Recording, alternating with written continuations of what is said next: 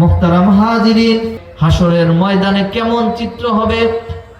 আসমানের ওই বিশাল সূর্যটা আমাদের মাথার মাত্র 1 হাত উপরে থাকবে, মতন্তরে 10 হাত উপরে থাকবে। এই সূর্যটা যখন আমাদের মাথার উপরে থাকবে, এত নিকটবর্তী সূর্য হওয়ার কারণে জমিনটা সূর্যের তাপে তামা হয়ে যাবে, পুরে তামা হয়ে যাবে। এই জমিনের উপর দাঁড়ানোর মতন অবস্থা থাকবে না।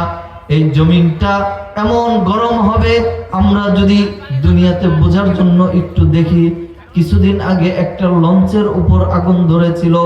ওই লঞ্চের নিচতলায় আগুন লাগার কারণে দোতলার মানুষগুলি ওই লঞ্চে থেকে ঝাঁপ দিয়ে নদীতে পড়তে পারে নাই, কারণ তারা যখন ওই দোতলার ছাদের উপর পা ফেলতেছিল, পা ফেলার সাথে সাথে গোশতগুলা ওই জমিনের সাথে লেগে যাইতেছিল। এমনই তামার ওই জমিনের মধ্যে যেখানে পা ফেলবে সেখানেই তাদের শরীরের গোশতগুলা জমিনের সাথে লেগে যাবে। মুহতারাম হাজিরিন, একটু দুনিয়াতেই চিন্তা করে দেখেন, তাদের চারপাশে পানি ছিল, কিন্তু জাহাজ থেকে বের হয়ে পানিতে ঝাঁপ দেওয়ার মতন সুযোগ তাদের জন্য ছিল না। তাদের অসংখ্য মানুষের ইন্তেকাল হয়ে যায়, আর 2 পারও এত দূরে ছিল না যে তাদের জন্য যাওয়াও কষ্ট ছিল। একেবারে কাছে হওয়া সত্ত্বেও তারা এখান থেকে মুক্তি পায় নাই। আল্লাহ রব্বুল আলামিনের আযাব যখন চলে আসে, এই আযাব থেকে রক্ষা পাওয়ার কোনো ব্যবস্থা থাকে না। মুহতারাম হাজিরিন, এই জন্যই আল্লাহ রব্বুল আলামিন আগে থেকেই জানায় দিয়েছেন যে সতর্ক হও, যখন সূর্যটা মাথার 1 হাত উপরে থাকবে, জমিনটা পুরে তামা হয়ে যাবে। এই অবস্থায় মানুষগুলি ছটফট করতে থাকবে, মানুষগুলা ছটফট করতে থাকবে। 1 দিন 2 দিন নয়, বরং এই অবস্থা 1000 বছর পার করার পর মানুষ ছোটাছুটি করবে। একবার হযরত আদম আলাইহিস সালাতু ওয়াস সালামের কাছে যাবে, একবার হযরত নূহ নবীর কাছে যাবে, একবার হযরত ইব্রাহিম আলাইহিস সালামের কাছে যাবে। এভাবে নবীদের কাছে দৌড়াইতে থাকবে, দৌড়াইতে থাকবে। আর তারা নবীদের কাছে যে বলবে, আপনারা একটু আল্লাহ তাআলার কাছে সুপারিশ করুন, আল্লাহ রব্বুল আলামিন যেন এই কঠিন ভয়াবহ থেকে আমাদেরকে বের করে নেন, আমাদের জন্য যেন বিচার কার্য সম্পাদন করেন। এই হাসরের ময়দান আর সহ্য হয় না। 1 হাত উপরে সূর্য, জমিনটাও তামা হয়ে আছে, আর সহ্য হয় না। দ্রুত বিচারের ব্যবস্থা করেন। আল্লাহ রব্বুল আলামিনের কাছে যাওয়ার কোনো নবীরা সাহস পাবে না। আখিরি জামানার পয়গম্বর জনাবে মুহাম্মদুর রাসূলুল্লাহ সাল্লাল্লাহু আলাইহি ওয়াসাল্লামের কাছে যখন আসবে, দেখবে সমস্ত নবী ইয়া নাফসি ইয়া নাফসি বলতেছিল। সমস্ত হাসরের ময়দানের মানুষগুলা ইয়া নাফসি ইয়া নাফসি বলতেছিল।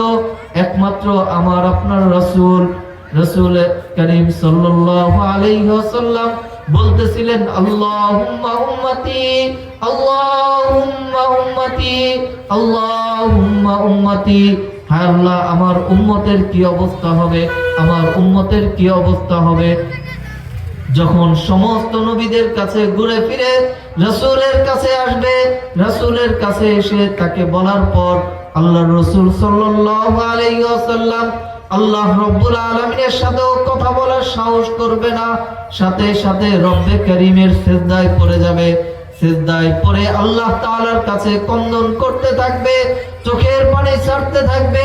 রব্বে কারীমের এমন কিছু প্রশংসা বর্ণনা করতে থাকবে, যেই প্রশংসাগুলি শোনার পর আল্লাহ রব্বুল আলামিনের দিলটা নরম হবে।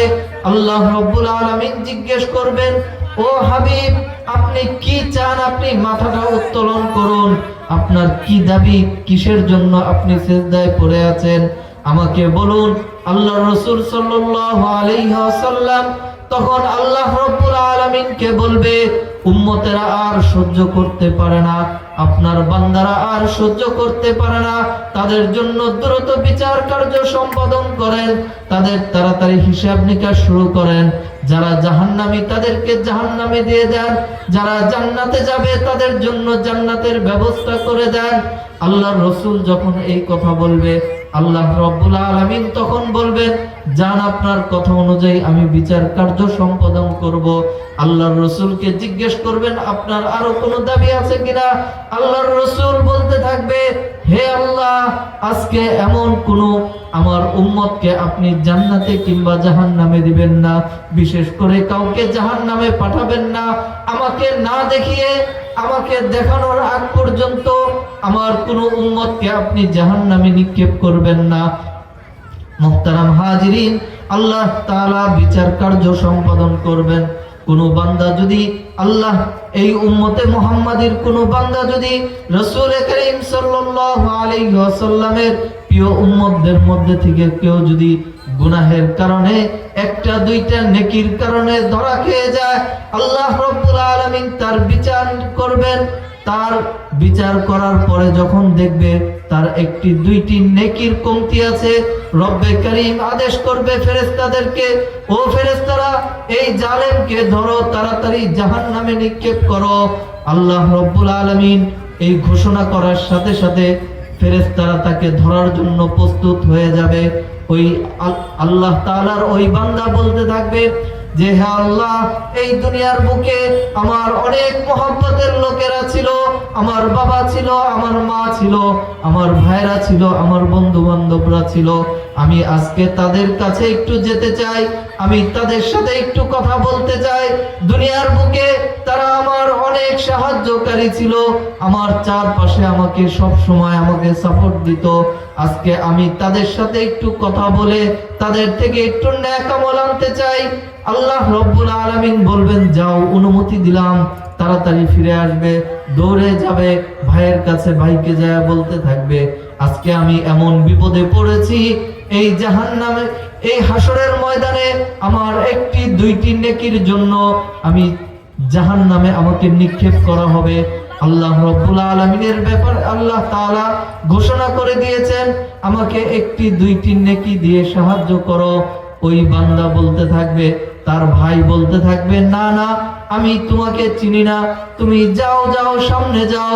কিছুক্ষণ পর সন্তানের কাছে যাবে, সন্তানের কাছে যে বলতে থাকবে, ও প্রিয় সন্তান, দুনিয়ার বুকে আমি তোমাকে কত কষ্ট করে লালন পালন করেছিলাম, দুনিয়ার বুকে আমি তোমাকে কত কিছু করেছিলাম তোমার জন্য, তোমার খাবার দাবারের ব্যবস্থা করেছিলাম, তোমার বসবাসের জন্য সুন্দর বাড়ি তৈরি করেছিলাম, তুমি ভালো থাকার জন্য আমি তোমার জন্য বাড়ি নির্মাণ করেছি, কিভাবে তোমার জন্য একটু আরাম হবে এই ব্যবস্থা করেছিলাম।